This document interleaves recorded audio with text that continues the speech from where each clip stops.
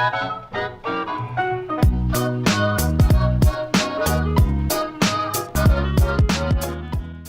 YouTube, my name's Nero, and today we have some Call of Duty Advanced Warfare, another episode of Dear Nero, which of course is the weekly series here on my channel where subscribers send me in fan mail and or fan questions, and I do best go ahead and answer them. The cover on the gameplay here, we're playing a bit of Exo Zombies here on the new map that came with the Supremacy DLC. This is Exo Zombies Carrier, just playing with random people online, which is either really hit or miss. Sometimes those games go ridiculously well if you got good teammates, and other times you're like, oh, these guys don't even know where their left trigger from their right trigger, and you do very badly. So hopefully, regardless, though, you guys all enjoy the gameplay just running around here on Exo Zombies Carrier. Brand new map, man. Always excited to try out some new things. So, ladies and gentlemen, last week we ended up going way over because I had so many good questions, and you guys end up sending in a ridiculous amount of very good questions this week as well. And I'm just sad that I can't really cover them all, but this would be like a 2-hour, 3-hour long video if I were to try and cover every single question that was sent in to me this week. But I have a nice little list here of questions that were submitted, and I feel as though they're all pretty good. So let's go ahead and hop into the first one here. He's going to rate.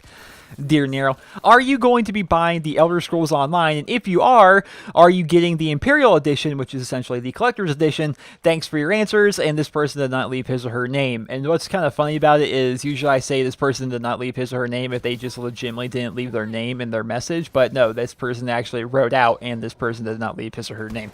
With a smiley face, in fact. But Elder Scrolls Online, right? Elder Scrolls Online. That's a game I play a ton of it. I got it last April. No, not even last April. I guess well over a year ago, I suppose, when I got the Elder Scrolls Online originally.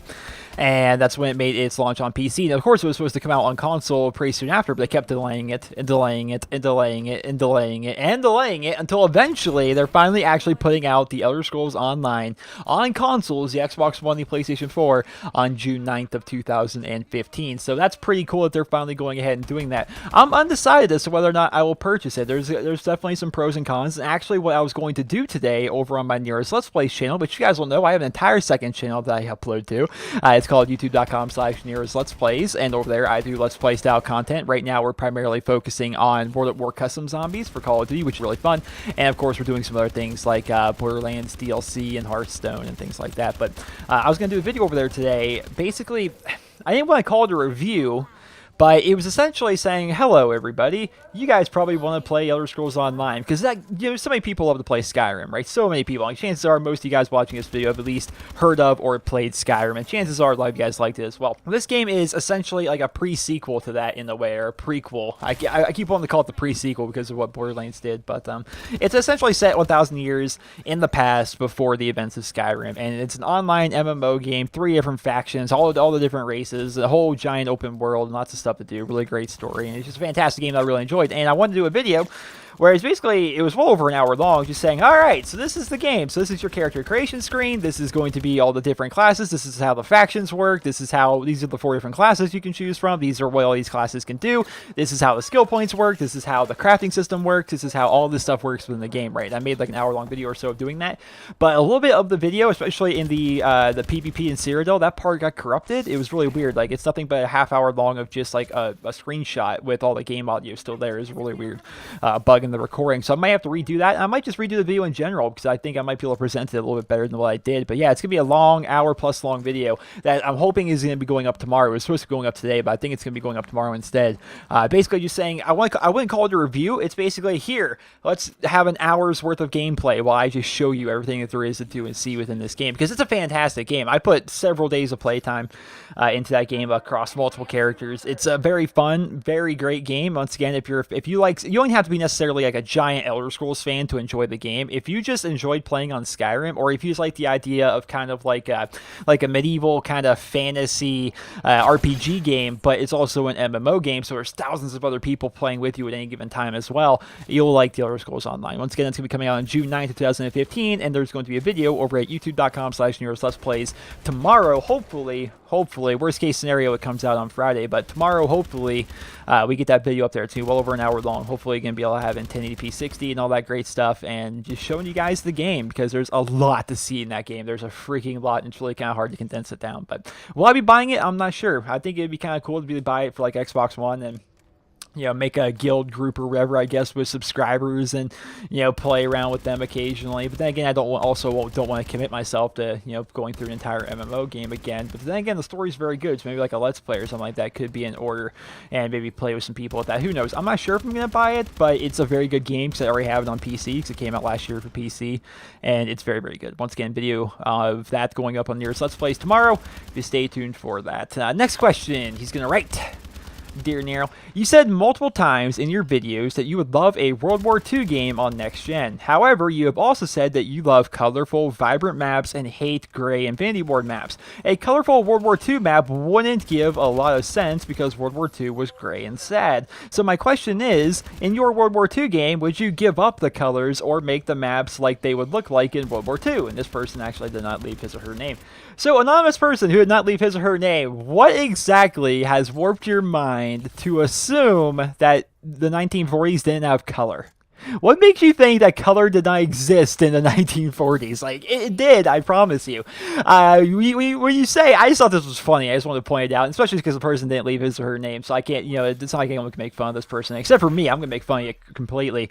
World War II was not gray and sad. Sure, there's sad there, but World War II itself wasn't gray. The world wasn't gray. It was just, that was the footage at the time. Everything was recorded in black and white. The world itself had color. It had real color. And just even if you look at like World War II in color footage and stuff like that, where they remaster some old footage and actually have color on there, even then it kind of looks like, oh, it's not even really that bright and stuff. That's just because of the poor recording quality that they were actually able to record stuff with back then. Like the world itself has always had colors, and there's always been reds, blues, yellows, oranges, all these colors, right?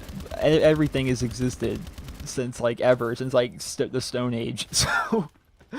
Maybe not the Stone Age, but still, I think you guys get my point. A World War II game could still be a rather colorful game, but the reason why games that are like set in World War II, or especially like with what Infinity Ward does with like Modern Warfare 3 and Call of Duty Ghosts and stuff, they basically like to suck all the color out of the game to set the mood for the game. That's one of the things that game developers do when they're trying to establish a mood and a setting for their game. Like they want to put in this environment, and the mood and the setting that they're trying to establish is this is a very dark, this is a very grim, serious environment. This is war, especially like you look at Ghost. We are these ghost soldiers, that's what we are. We're like these Spec Ops ghost soldiers behind enemy lines. It's really dark and grim. Everything's super serious. It's supposed to be like that, I suppose. Whereas if you look at Advanced Warfare, especially in like their multiplayer and stuff, the maps are just beautiful looking. It's like, well, we know this. We're not serious. We're running around in freaking exosuits. We're crying out loud. We're supposed to be having fun here. And while you still can have a seriousness, like you look at Black Ops 2. Black Ops 2 did a great job in terms of the campaign of having a very serious campaign with a very interesting story and very interesting characters while still not being disgustingly gray and green and brown everywhere. Games don't need to be like that, but they choose to. It's actually it's an artistic decision made by the art team for the developer. They're like, you know what, we want this game to be dark and grim looking because it's going to put off a more serious look to our game. We don't want it to be too bright and vibrant because it's not going to be the same. It won't seem as serious. But the thing about it is it does seem just as serious. It just looks a lot better. I wish game developers would really get that through their heads. Like, it seems like a lot of games decide, let's make everything dark and brown and gray. Browns, grays, and greens is like the color palette for so many games now. And it's like, there can be color. I'm excited to see the Fallout 4 trailer came out today, and that game has some color in it, and that's a post-apocalyptic world set in like the freaking 40s or something like that. There's color everywhere. It's fantastic. So that just looks good, man. I'm definitely looking forward to Fallout 4. As somebody who's never been a fan of the Fallout series, I tried playing New Vegas, and I felt as though the game was too dated for me to really get into. I mean, for crying out loud, it didn't have a sprint feature. But it felt too dated for me to get into it. So a brand new, next gen, I'll play it on PC probably, but Fallout 4, it sounds fantastic. I'm definitely looking forward to after seeing the trailer today. And that wasn't even a question. Nobody actually sent me a Fallout 4 question, but I just answered it. For those of you guys that are watching this video that wanted my opinion on Fallout 4. The trailer looks amazing. I'm not too keen on the fact that there's a dog there, because chances are, just like we worried about with Call of Duty Ghost, I'm worried about that dog dying the entire time I'm playing through that game. But I'm looking forward to getting into the Fallout series with Fallout 4. That sounds pretty cool. And as for World War II, a World War II game can be colorful. It's definitely possible. Next question, he writes, Dear Nero, Treyarch seems to be putting a lot of features into the campaign for Black Ops 3 compared to recent games. Do you think it is possible that there will be a DLC for the campaign in Black Ops 3 or future Call of Duty games? Jeff from Canada. So Jeff is the first person to actually leave his name for this week's Dear Nero. That's an interesting one because other games do that, right? Obviously, other games do that. Call of Duty is a unique game, I suppose. It's well known for its multiplayer, but it's also got a fantastic campaign every single year that people want to play through. The campaign's usually good. It's kind of like watching an action movie in the way that you get to kind of be experience and be a part of because you're, of course, playing it. It's a game, not a movie. And then, of course, you usually have some kind of extra game mode on top of there. You know, they either have Spec Ops or they have zombies or exo zombies or extinction or whatever it is they may have, right? The Call of Duty has a lot of content for you to go through. Other games that maybe aren't like Call of Duty, that maybe don't have expansive multiplayers, right? Other games that may not have like these extra side game modes and stuff like Extinction or Spec Ops or Zombies or whatever. What they do is actually add DLC that continues the story, or they just kind of take you along with the world. So another series I talk about all the time, Borderlands, fantastic series. I love playing it.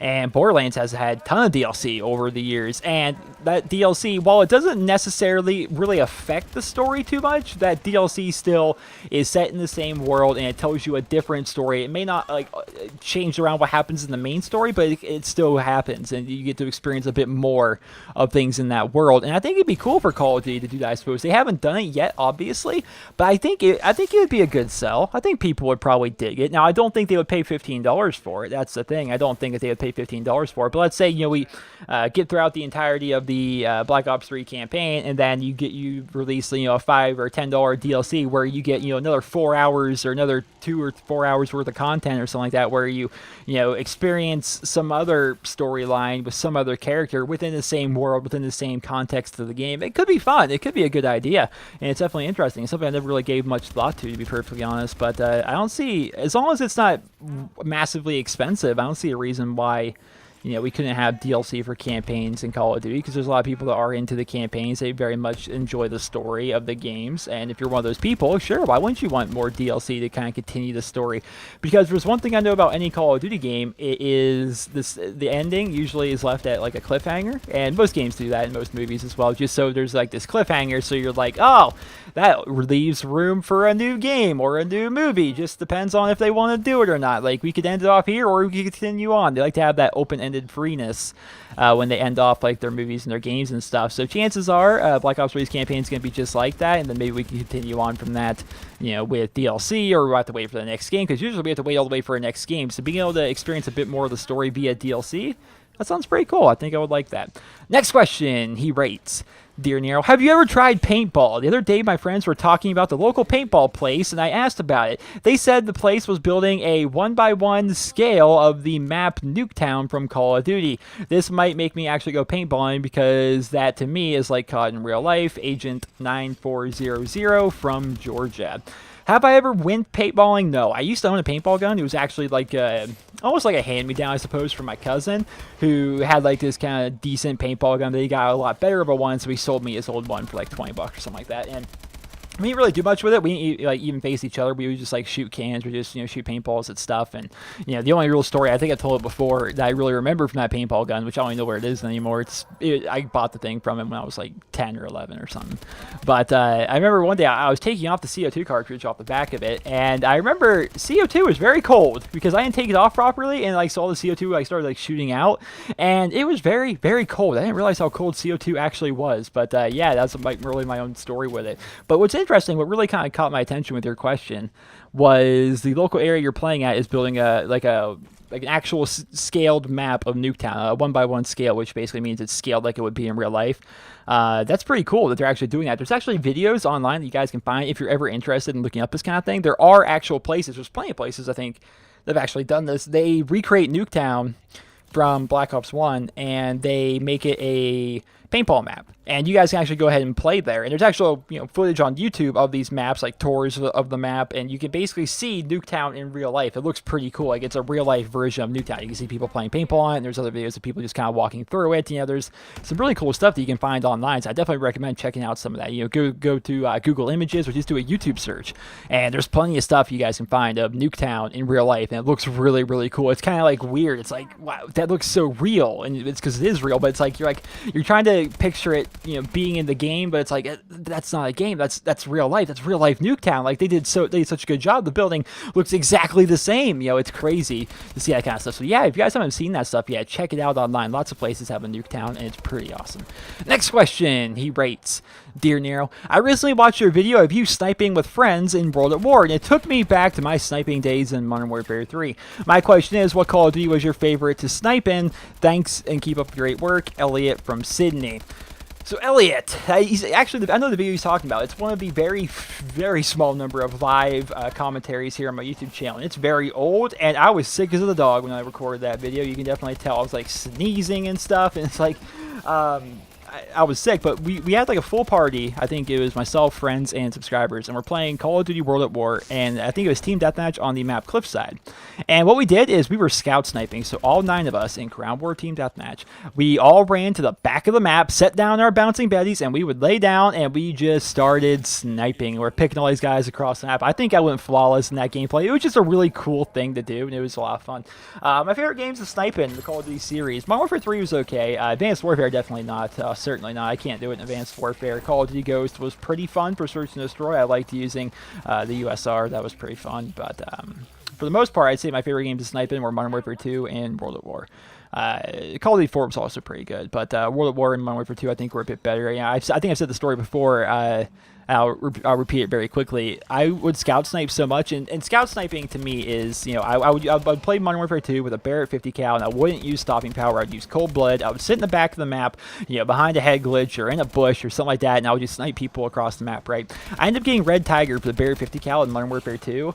It only took me 152 kills to do so, and you need 150 headshots to get Red Tiger. So 150 out of my 152 kills with the Barrett 50 cal on that prestige were headshots. I would just pick off everybody across the map, and basically what I would do is I'd play Ground War, right?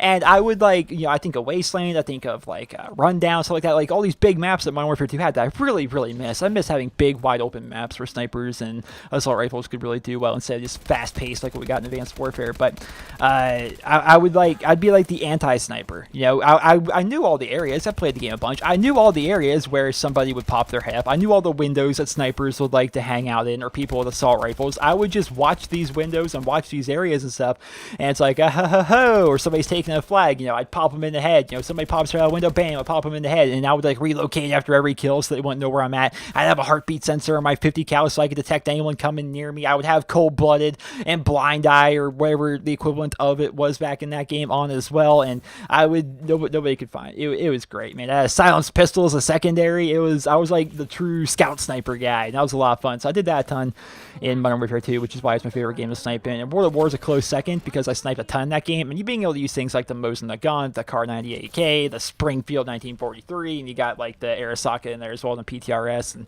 just the big maps that game has. And I like sniping in that game as well, but I think Modern Warfare 2 would definitely be my favorite. Next question, he writes, Dear Nero, I've watched many of your Dear Nero episodes, and many people have asked if you're going to do a walkthrough of Advanced Warfare's campaign.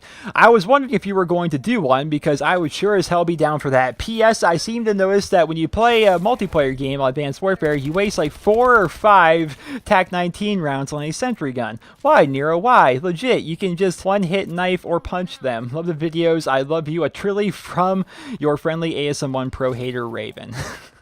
All right, so yeah, actually, I learned that, and it's a bad habit of mine. I notice whenever there's like a remote turret on the ground, I'm like, I'm gonna go up there and shoot it till it dies. But yeah, you can just run up and like one hit it. But I keep forgetting to do that. But okay, so why do a walkthrough of Advanced Warfare's campaign? Well, I don't know if it'd be called a walkthrough technically. It'd be more or less a playthrough, because I haven't played Advanced Warfare's campaign yet. I'd probably just go through the campaign, maybe not on normal, because that would just be stupidly easy. Maybe I'd go through like on hardened, because I don't want to do veteran. Veteran's sometimes too hard. It would be a lot of trial and error, lots of dying and stuff like that. But hardened would be a reasonable challenge, I think. And yeah, I'll probably do a Let's Play of it or on yours Let's Plays. I'm excited to see. I want to play the campaign. I've spent all this time playing multiplayer. I'm yet to actually play the campaign and see why it is we're in this world. And I've asked many people, without of course spoiling, I'm like, does it have a terrible ending like what Call of Duty Ghost had? Because I hated the ending of Call of Duty Ghost, and it just made me hate the campaign in general. They're like, no, the ending isn't like that. It's not stupidly terrible and stuff like that. I'm like, okay then. So I'll probably play through the Advanced Warfare campaign soon over on yours Let's Plays. Next question, he rates, Dear Nero. In a past Dear Nero, you said it was easier for you to pay for DLC packs as you go instead of buying the season pass. Why did you change your mind? Mike from the Music City. P.S. I love your videos and I've watched every single Dear Nero.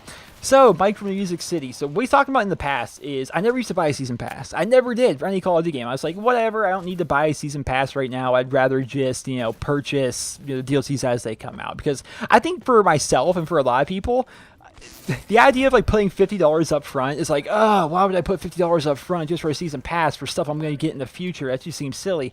Whereas I'd rather just spend the $15 over time. Putting $50 up front versus spending $60 over time, it seemed to make more sense for me for a while. But this year with Advanced Warfare, it was like, yeah, screw it, I'll just pay the extra $10 and have the season pass, which has actually been convenient. Whenever a new DLC comes out, like the Supremacy DLC came out actually yesterday. So when that came out, I was just like, oh, well, neat. All I have to do is just go and hit download. I don't need to purchase anything. I don't need to type in credit card information. I don't need to do any of that. I just need to, download it because it says you've already purchased it because I have the season pass. So, I don't know. I still can understand why people wouldn't want to buy a season pass because, well, again, even though you're paying $10 more over time, assuming you get every single piece of DLC, it's easier to spend $15 every 2 months rather than paying $50 up front for a lot of people, I think. That's where I was, and that's why I didn't usually buy a season pass. But this year, I'm just like, screw it, I'll buy a season pass and get whatever bonuses came with that. So that's the reason why I changed. And I believe it or not, I've actually gotten more than one person that's actually asked me about that. Because I used to be like, you don't need to buy a season pass. There's no real reason to, But this year I did, and so people are wondering about that. So that's my explanation. I'm just like, screw it, why not? Next question, he rates.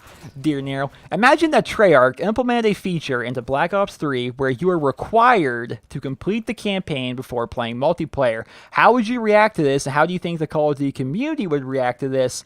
Thanks, Brandon from Arizona. So, Brandon, I'm going to say that would be a terrible idea. Terrible idea on so many levels. Some people might think it'd be a good idea to kind of force the entire player base to play through the campaign. That way they get an idea of how the movement system works, and to get an idea of the setting that they're in, and how to play the game, is how it works. And chances are, if you play through the entire campaign before you go into multiplayer, you're going to have a pretty decent understanding of how the guns and how the flow of the game works.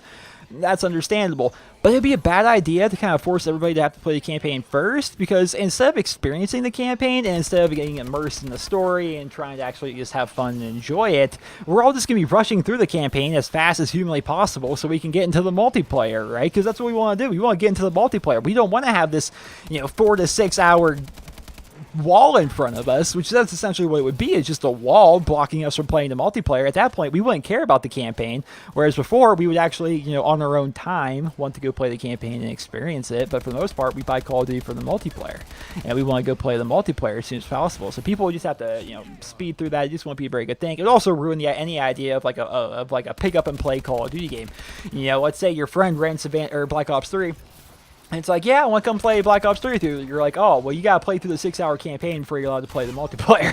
And she's like, oh, okay, then. Well, I guess I'm not going to play multiplayer then, because I don't feel like going through the task of going through a 6-hour campaign. The thing about Call of Duty and their campaigns, the campaigns are optional. You can enjoy a Call of Duty's multiplayer without ever having to touch the campaign, which is great. The campaign is there for people that are like, you know what, I want to experience that kind of a campaign. It's, on rails, follow the yellow brick road and action movie almost that is the Call of Duty campaigns. They want to experience that, and I think that's cool. And you can go ahead and do that whenever you want to. You can do it on your own time, but to force people to do it to be able to have access to the multiplayer, I don't see that working, man. I just don't see people really digging that. I think that'd be a pretty terrible system.